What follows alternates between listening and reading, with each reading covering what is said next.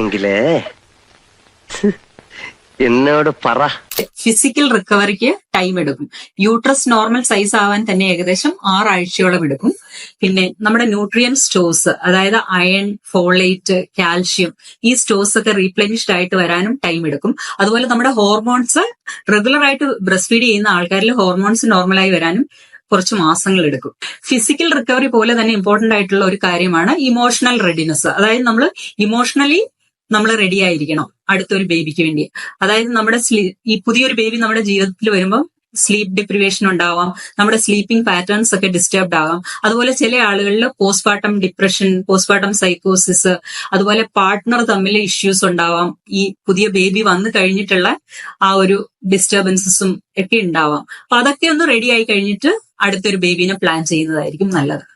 അതുപോലെ നമ്മൾ pregnancy plan ചെയ്യുന്ന ആൾക്കാരിൽ ഏകദേശം ഒരു 3 മാസം മുമ്പെങ്കിലും folic acid 400 to 800 milligram daily എടുക്കുന്നത് നല്ലതാണ്.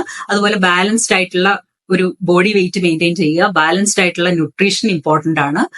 അതുപോലെ റെഗുലർ ആയിട്ടുള്ള എക്സസൈസസ്, പിന്നെ സ്മോക്കിംഗ്, ആൽക്കഹോൾ അങ്ങനെയൊക്കെ ഉപയോഗിക്കുന്ന ആൾക്കാർ അത് സ്റ്റോപ്പ് ചെയ്യുക. അതുപോലെ ജനറൽ ഹെൽത്ത് നമ്മൾ ഇംപ്രൂവ് ചെയ്യാൻ നോക്കണം എപ്പോഴും പ്രഗ്നൻസി പ്ലാൻ ചെയ്യുന്നതിന് മുമ്പായിട്ട്.